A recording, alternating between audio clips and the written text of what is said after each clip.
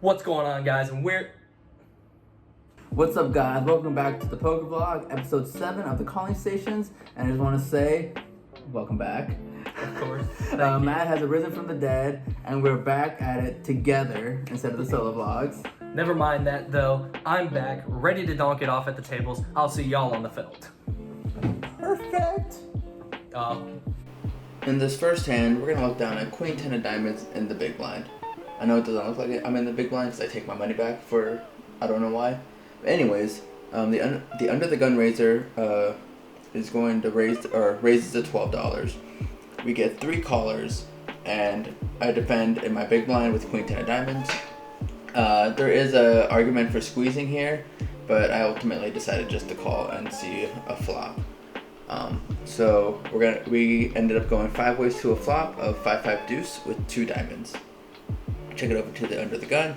He bets 25, folds around back to me, and this is a flop that I don't think he's ever going to hit here.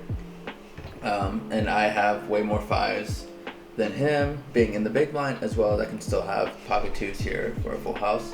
So, and then we need to throw in some bluffs on this board. I think Queen 10 of Diamonds is a good candidate. Got 2 overs and the flush draw.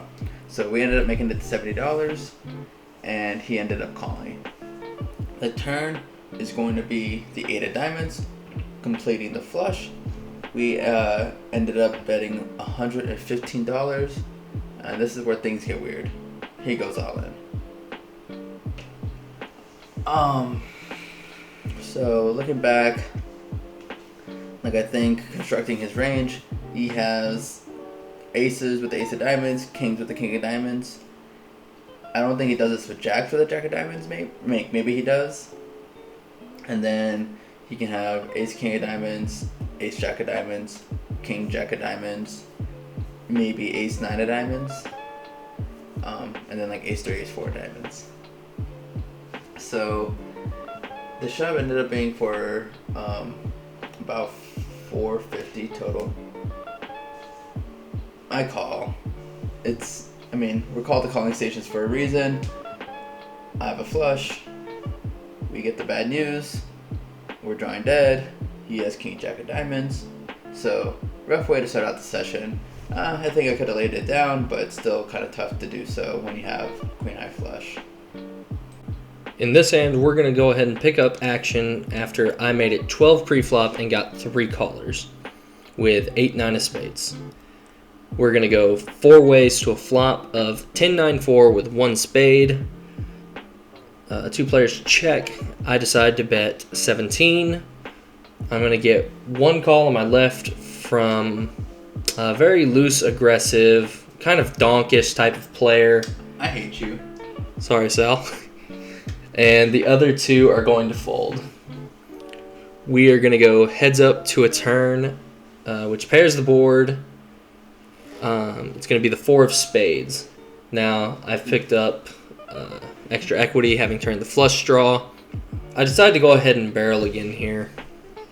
I decided to actually bet a lot smaller here than I normally would and bet 22, just because I feel like I'm going to have a lot of continuations on this card in general. But enough of that boring stuff. Sal, again, foolishly makes the call. The river is going to be an offsuit ace. I check, he checks back. Obviously, I'm going to be good here. I flip it over. Sal stares at his cards in disgust and then slow rolls the chop with 6-9 suited. I hate you, Sal. Sal just runs so good against me in these monster pots. It's unreal. I can't beat him no matter what. So in this hand, we're going to look down at 8-5 of clubs and defend our big blind after middle position opens to $10. We're going to see a call from the button, myself, and an early position limper. And we're going to go 4 ways to a flop of 6-5 deuce, 1 club. We're going to check it over to the initial raiser, who's going to bet 15. I'm going to make the call, and everybody else is going to fold. So we're going to go heads up to a turn, which is the jack of clubs. And this is where the hand gets a little weird, just because she decides, or the initial raiser ends up actually checking out of turn, and given this information, I actually ended up deciding to lead this card because I picked up massive amounts of equity, and if they were going to check back turn, then I feel like they were trying to play pot control, and I feel like I can barrel a lot of rivers and get a decent amount of folds. So I ended up deciding to bet 50. After some tanking, the player decides to call. The river is going to be an offsuit 5. So now we've got some showdown value. It's time to go for a little bit of value here. Definitely going to be value betting. But in all seriousness, I don't think we have enough showdown value to take it. Time to stick with plan A and just try to barrel off and get a fold. Luckily, after some tanking, we're going to get this one through. And always fun to scoop a pot.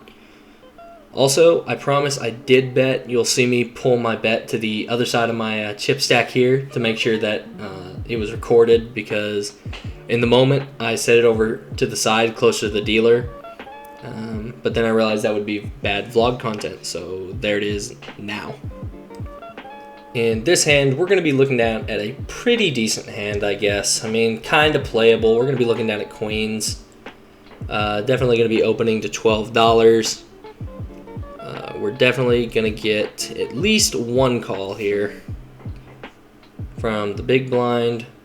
This player was pretty active, trying to see about 85-90% of flops, so no telling what their holdings are. Flop is going to be King 10-4 Rainbow. I decide to c-bet here. I think in hindsight, I don't think I particularly like the c-bet, but I think we can get value from 10s and actually some 4s. So, I mean, I guess it's okay. I bet 12 again and get a call. The turn is an offsuit 3. I decide to check it back. After checking back, we go to a river, which is an offsuit ace. It looks like a pretty scary card, but after she checks it to me, I actually decided to go for some really thin value and bet 15, targeting 10s and 4s. We get snap called, I roll it over, and we are good. So it looks like the plan worked out. I don't know how good it is or not, but it worked this time. So, results oriented. While Matt is making next level plays to my right, we're going to look down at ace queen of spades. There's going to be 2 limpers in front of me, and I'm going to make a 15 in middle position. Folds around, and both of the limpers call. So we go 3 ways to a flop. That is 3, 4, 5, 2 spades. Pretty similar flop to the last hand that I played. They're gonna check it to me. I'm gonna bet $15. Again, not a flop I'm going to hit very often, but I want to bet often, so I'm gonna bet very small, a third pot, and we only get one caller. Heads up to a turn. That is the queen of clubs. Pretty solid turn. Now I have lots of showdown value, and we can now bet for value. So he checks it over to me, and we're gonna bet $40, targeting 6s through 9s really, and maybe ace 5, ace 4, ace 3. Terrible spot because he raises to 100. Now, obviously, I have nothing to do but the call. Got plenty of equity, top pair, top kicker, and as well as the flush draw if we are behind, so no reason to fold. However, we see a river that is the 8 of hearts, bricking my flush, and he goes all in for $130. I think I should fold here, as he has all the 6 7s, all 4 combos of 6 7, 5s, 4s, 3s, maybe 5 4, maybe 3 4, and then like ace deuce, and like what bluffs does he have really, like 5 6, 4 6, 7 8. So I think this is a bad call on my part, but it was so cheap, but we're bad, and we make the call because I'm a calling station, and he has 3 4 of hearts for 2 pair. So another hand where we should have folded, but I can't do that.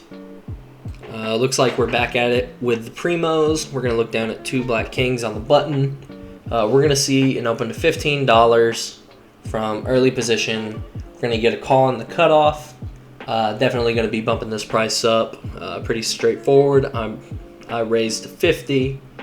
This time, the early position player actually folds. I don't see a lot of that. But the cutoff insta-jams on me for about $85, $90. And we're off to the races against Jack 10 of spades. So obviously in great position here.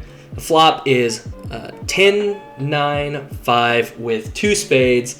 Like I said, we're in awful position. Guys, don't get it all in with kings. They're never good. Until they are, we hold up. We fade everything. And we're going to scoop a nice pot. In this hand, we're going to look down at ace-6 of hearts on the button. And we're going to call a cutoff open to 10. We're going to have one of the caller. We're going to go 3 ways to a flop of Jack, Jack, 5 rainbow. I'm going to make some change for the dealer. First player to act is going to check. And we're actually put into a really weird spot here because the cutoff decides to jam for about 175 total. A little larger than pot sized here. $30 in the middle. He jams for about 175. Definitely in a weird spot here, Obviously, we're called the calling stations for a reason, and ace high is just good here too often of the time to be folding to 1 bet. He can just have missed king queens and whatnot. He could just be trying to steal the pot. So obviously we make the fold. I don't know what you guys were thinking. Got to keep you on your toes, guys. Sometimes it is okay to just fold, even if you are a calling station. In this hand, you may have noticed the camera angle has changed. Yeah, things are getting a little serious. We're going to look down at ace-king of diamonds and face an open from early position of 15. I decide to bump it up to $35 on the button. Now, I know it doesn't look like 35, but a green chip fell behind the button there. So again, I'm just a bad vlogger.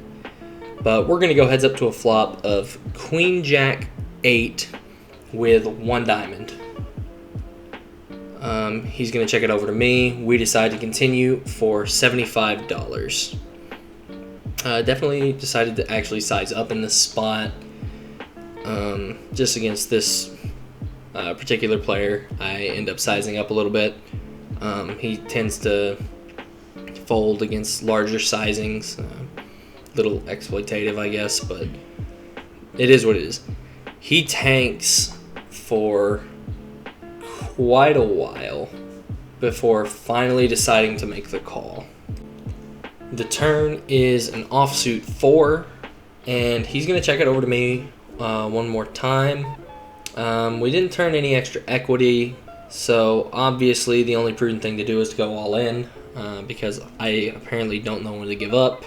We're putting him in for effectively 150, 160-ish. This time we put the player in a tough spot. He mumbles out loud about how he guesses he can never be good here. Definitely love to hear that.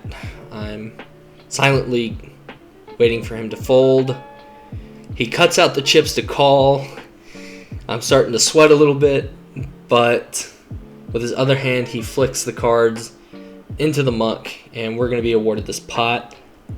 He asks me if I bluffed him. I said there's only one way to find out, and that's to watch the vlog. So if you're watching, I'm sorry, but I'm not sorry. Matt's a monster. He's just killing it out there. Anyways, we get a table break and go over to a new table where we look down at Cowboys in early position and raise it up to $10. Pretty standard play. And we get 4 callers. Yeah, lots of respect here. So we're going to go 5 ways to a flop.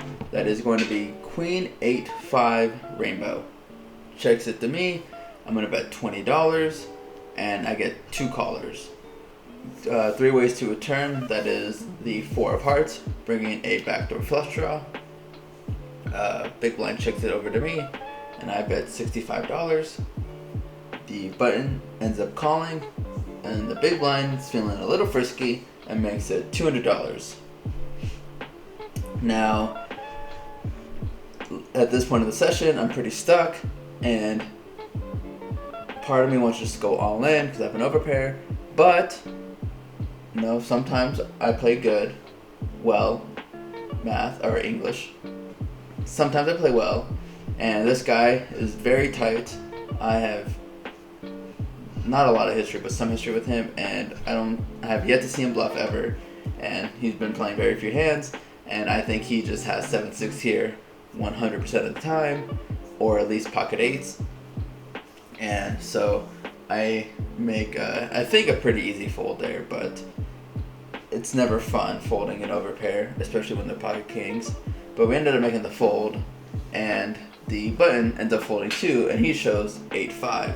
So he actually flopped 2 pair, and so we were in third place the entire time.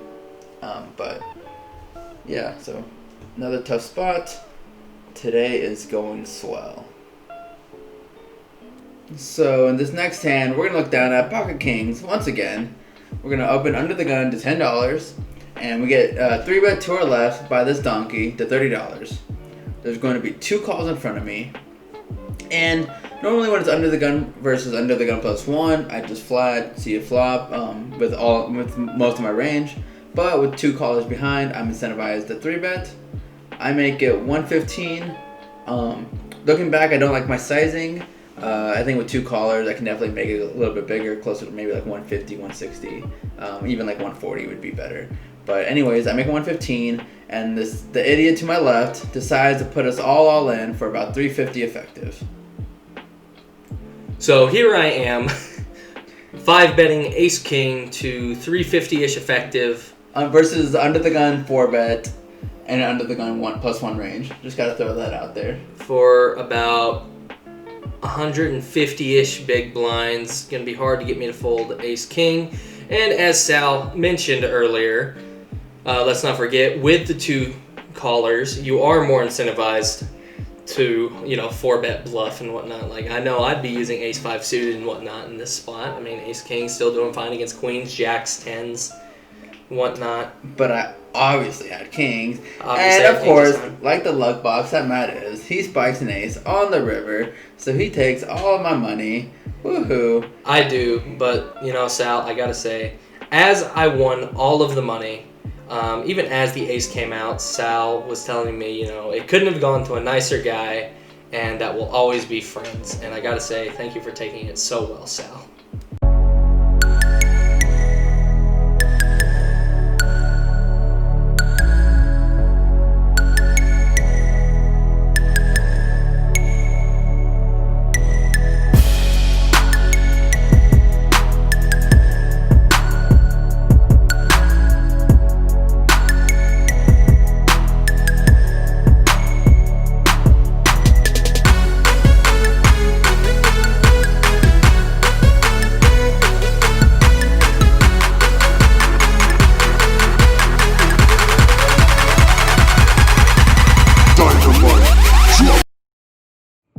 Man, I liked it when Matt wasn't on the vlog and was actually winning money.